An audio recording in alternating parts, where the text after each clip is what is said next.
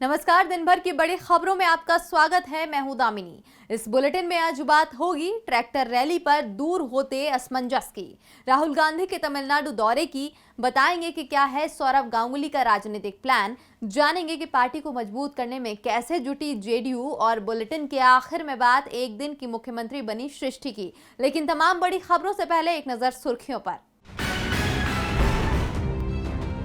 केंद्र सरकार ने प्रशासनिक अधिकारियों के कामकाज में किया बड़ा फेरबदल। 13 सचिवों का दूसरे मंत्रालयों और विभागों में किया गया तबादला। कई वरिष्ठ प्रशासनिक अधिकारियों को मिला प्रमोशन। दीपक खांडेकर को कार्मिक, जन शिकायत और पेंशन मंत्रालय में कार्मिक और प्रशिक्षण विभाग का बनाया गया सचिव। 26 जनवरी को होगा अयोध्या में बनने वाली मस्जिद का शिलान्यास। राम जन्मभूमि के बदले मिली है मस्जिद के लिए 5 एकड़ जमीन। Indo Islamic cultural foundation Dhannipur trust मस्जिद के निर्माण का करेगा शिलान्यास। उत्तर प्रदेश के स्थापना दिवस के अवसर पर सीएम योगी के 2 अहम फैसले। आईएएस, आईपीएस और पीसीएस की फ्री कोचिंग कराएगी सरकार, और वसंत पंचमी से अभ्युदय के नाम से एक नई योजना शुरू। और पेट्रोल की कीमत ने तोड़े सारे रिकॉर्ड। राजस्थान में एक्स्ट्रा प्रीमियम पेट्रोल की कीमत पहली बार पहुंची 100 रुपए के पार। 100 रुपए 51 पैसे प्रति लीटर बिक रहा है पेट्रोल। सुर्खियों के बाद बात आज की बड़ी खबर की। अन्नदाताओं के आंदोलन को आज 2 महीने पूरे हो गए, लेकिन सरकार के साथ उनकी बातचीत में कोई हल नहीं निकल पाया है। इस बीच गणतंत्र दिवस पर अन्नदाताओं की ट्रैक्टर रैली की तैयारियां भी पूरी हो गई हैं। लाखों ट्रैक्टर दिल्ली के बॉर्डर पर पहुंच चुके हैं। तो अन्नदाताओं की ट्रैक्टर रैली को लेकर क्या कहा है दिल्ली पुलिस ने, और क्या है अन्नदाताओं का दावा, देखिए ये रिपोर्ट। कृषि बिल की वापसी को लेकर अन्नदाता अड़े हुए हैं। वो अपनी मांग से बिल्कुल भी पीछे हटने को तैयार नहीं हैं। अन्नदाता सरकार से साफ कह चुके हैं कि जब तक कृषि बिल वापस नहीं होंगे उनकी भी घर वापसी नहीं होगी। सरकार 1.5 साल तक बिल निलंबित करने तक तैयार हो गई है, लेकिन बिल रद्द करने का मामला अभी भी फंसा हुआ है। इसी गतिरोध में 2 महीने निकल चुके हैं और अब गणतंत्र दिवस आने वाला है, जिसे लेकर अन्नदाताओं ने पहले ही तय कर दिया था कि वो गणतंत्र दिवस पर दिल्ली के रिंग रोड पर ट्रैक्टर रैली निकालेंगे। सरकार और दिल्ली पुलिस अन्नदाताओं की इस रैली के खिलाफ सुप्रीम कोर्ट तक गई, लेकिन कोर्ट ने साफ कह दिया कि दिल्ली में किसे आना है और किसे रोकना है, ये काम दिल्ली पुलिस का है, कोर्ट का नहीं। इसीलिए दिल्ली पुलिस खुद ही फैसला ले। कल अन्नदाताओं ने दावा किया था कि दिल्ली पुलिस से उनकी ट्रैक्टर रैली को मंजूरी दे दी गई है, लेकिन पुलिस की ओर से ऐसा कुछ भी नहीं कहा गया। इसके बाद रैली पर संशय की स्थिति पैदा हो गई थी, लेकिन आज शाम को दिल्ली पुलिस ने साफ कर दिया कि अन्नदाताओं की ट्रैक्टर रैली को मंजूरी दे दी गई है। रैली निकाले जाने से पहले बॉर्डर से बैरिकेड्स हटा लिए जाएंगे। अन्नदाताओं की रैली दिल्ली में 3 स्थानों पर निकाली जाएगी। इसके लिए रूट भी तय हो गया है। दिल्ली पुलिस के स्पेशल कमिश्नर ने कहा कि ट्रैक्टर रैली टिकरी बॉर्डर से 63 किलोमीटर, सिंघू बॉर्डर से 62 किलोमीटर और गाजीपुर बॉर्डर से 46 किलोमीटर लंबे रूट पर निकाली जाएगी। इसमें यूपी और हरियाणा दोनों का हिस्सा होगा। स्पेशल कमिश्नर ने बताया कि ट्रैक्टर रैली में गड़बड़ी फैलाने के लिए कुछ ट्विटर हैंडल को इस्तेमाल किया जा रहा है। इसीलिए उन्होंने अन्नदाताओं के साथ बैठक करते हुए रैली को शांतिपूर्ण रखने की अपील की है। रैली को शांतिपूर्ण निकालने की शर्त पर ही इसे मंजूरी दी गई है। इसी बीच केंद्रीय कृषि मंत्री नरेंद्र सिंह तोमर ने एक बार फिर कहा कि जो कानून सरकार ने बनाए हैं, ये कानून पहले ही बन जाना चाहिए था। हर अच्छे काम में बाधा आती है। फिलहाल कृषि कानून पर रोक है, हमें सभी के हित में काम करना है। ट्रैक्टर रैली को लेकर कृषि मंत्री ने कहा कि साल में 365 दिन पड़े हैं, किसी भी दिन ताकत दिखाई जा सकती है। सरकार अन्नदाताओं का हित चाहती है। 26 जनवरी को गणतंत्र दिवस के दिन देश अन्नदाताओं के हौसले और ताकत को देखेगा। तमाम दबाव और रोकटोक के बावजूद पुलिस और सरकार को अन्नदाताओं के आगे झुकना पड़ा है। उम्मीद है कि कृषि कानून पर भी अन्नदाताओं की जीत होगी, लेकिन तमिलनाडु में किसकी जीत होगी ये तो विधानसभा चुनाव के बाद ही पता चल पाएगा। और चुनाव आयोग जो संकेत दे रहा है उससे साफ है कि चुनाव 2-3 महीने में ही हो सकते हैं। इसके लिए राज्य में प्रचार भी जोर शोर से चल रहा है। कांग्रेस सांसद राहुल गांधी 3 दिन की तमिलनाडु यात्रा पर हैं। आज उनकी यात्रा का दूसरा दिन था। राहुल ने क्या कहा, आज देखिए इस रिपोर्ट में। देश के 4 राज्य और एक केंद्र शासित प्रदेश में विधानसभा चुनाव 2-3 महीने में ही हो सकते हैं। सभी राजनीतिक दलों की निगाहें चुनावों पर हैं। देश की मुख्य विपक्षी पार्टी कांग्रेस को चुनावों से बहुत उम्मीदें हैं, खासतौर पर दक्षिण के राज्यों से। केंद्र शासित प्रदेश पुदुचेरी में तो कांग्रेस की सरकार ही है। और जनता उसके 5 सालों का हिसाब करेगी। जबकि केरल में कांग्रेस विपक्ष में है। यहाँ का इतिहास है, जो दल सत्ता में होता है 5 साल बाद वो विपक्ष में पहुंच जाता है और विपक्षी दल सत्ता में आ जाता है। तमिलनाडु में भी इस बार कांग्रेस गठबंधन की जीत की भविष्यवाणी की जा रही है। तमाम सर्वे भी बता रहे हैं कि डीएमके के नेतृत्व वाला गठबंधन तमिलनाडु में विधानसभा चुनाव जीत सकता है और कांग्रेस भी इसी गठबंधन का हिस्सा है। कांग्रेस बिहार वाली गलती तमिलनाडु में नहीं करना चाहती, इसीलिए अपने सहयोगी को सत्ता तक पहुंचाने के लिए कांग्रेस ने राज्य में अपनी पूरी ताकत लगा दी है। राहुल गांधी इस समय राज्य के प्रचार अभियान पर हैं। 3 दिन के उनके तमिलनाडु दौरे का आज दूसरा दिन था। आज उन्होंने तिरुपुर और इरोड में आयोजित कार्यक्रमों में हिस्सा लिया। इसके साथ ही राहुल गांधी ने मदुरई से कोयम्बटूर के लिए 200 किलोमीटर लंबी रैली भी निकाली। इस दौरान राहुल गांधी ने केंद्र सरकार पर जमकर निशाना साधा। राहुल गांधी ने कहा कि मैं यहाँ आपको ये बताने नहीं आया हूँ कि आपको क्या करना है। मैं पीएम की तरह अपने मन की बात आपको सुनाने नहीं आया हूँ। मैं यहाँ आप लोगों को सुनने आया हूँ, आप लोगों की परेशानियां सुनने आया हूँ और उन परेशानियों का हल निकालने की कोशिश के लिए आया हूँ। राहुल गांधी ने अन्नदाताओं के आंदोलन का समर्थन करते हुए कहा कि अन्नदाताओं की परेशानियों को सुनने समझने की बजाय मौजूदा सरकार उन्हें देश विरोधी बता रही है। इन ताकतों से हम मिलकर लड़ेंगे। राहुल ने एक बार फिर बीजेपी को आड़े हाथों लिया है, लेकिन बीजेपी का ध्यान कहीं और है, क्योंकि चुनाव तमिलनाडु के साथ पश्चिम बंगाल में भी होने हैं और यहां बीजेपी का ध्यान राज्य की सत्ता पर है। लेकिन बीजेपी की चिंता है कि उसके पास ऐसा कोई चेहरा नहीं है जिसका असर पूरे पश्चिम बंगाल में हो। इसीलिए बीजेपी की नजर टिकी है सौरभ गांगुली पर, जिन्हें पूरा बंगाल दादा बुलाता है। तो क्या है दादा का बीजेपी को लेकर प्लान, देखिए इस रिपोर्ट में।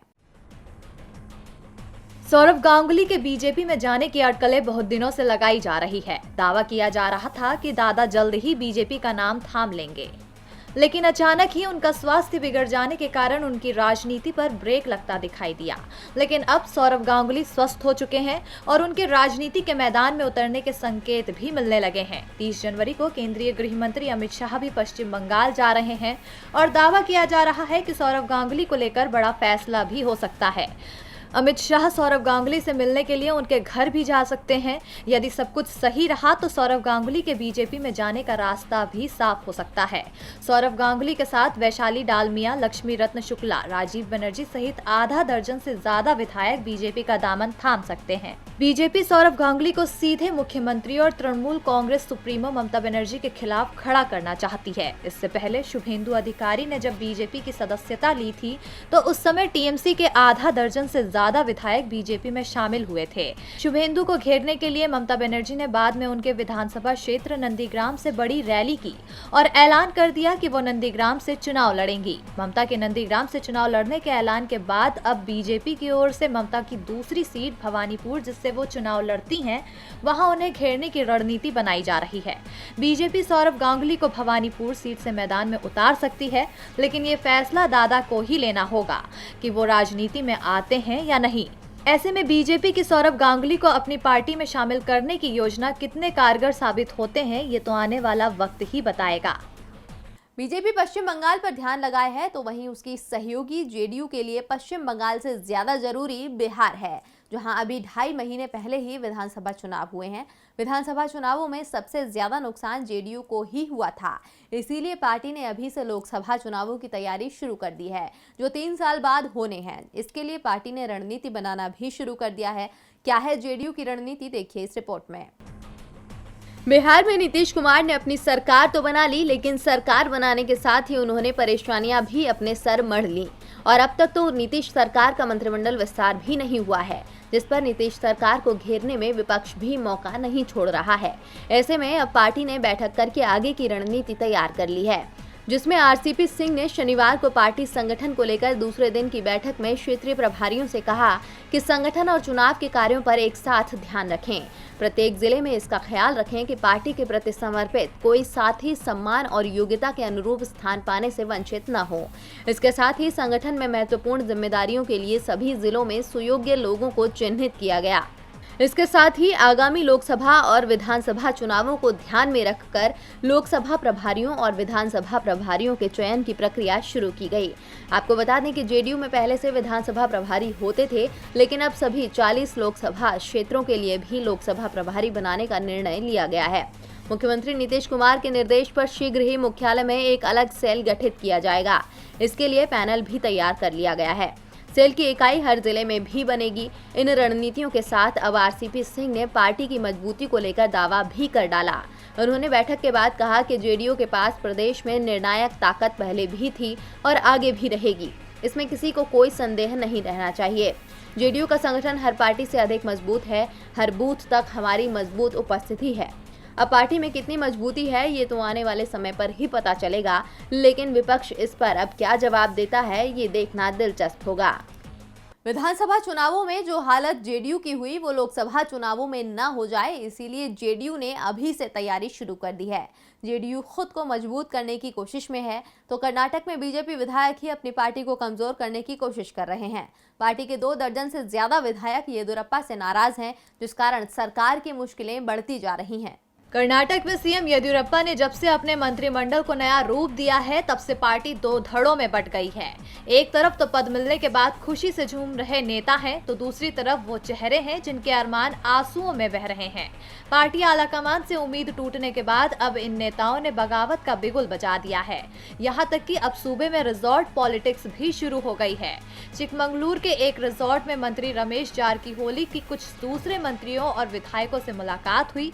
इसके बाद से कर्नाटक में रिजॉर्ट पॉलिटिक्स की चर्चा तेज हो गई है। मंत्री रमेश जारकीहोली ने नाराज बीजेपी विधायकों से मुलाकात की। इस दौरान जो मंत्री अपने पोर्टफोलियो से नाखुश हैं वो भी मौजूद थे। इनमें सुधाकर, योगेश्वर, गोपालैया और शंकर जैसे नेताओं का नाम शामिल है।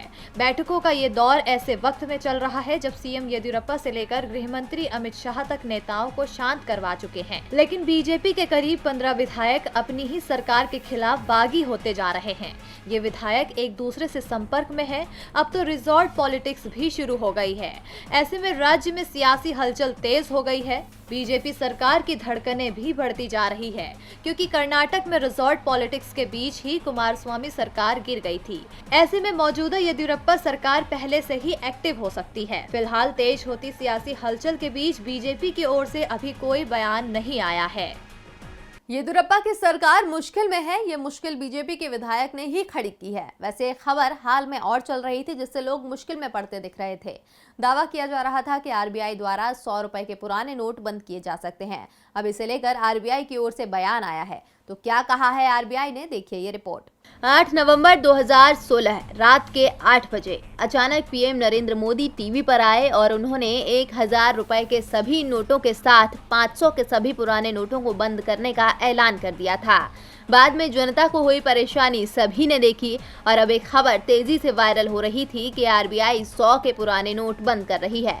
लेकिन अब खुद आरबीआई ने इस खबर का खंडन करते हुए कहा है कि पुराने नोट बदलने की जरूरत नहीं है। मार्च के बाद भी 100 रुपए का नोट डी नोटिफाई नहीं होगा, यानी वैध रहेगा और बंद नहीं होगा।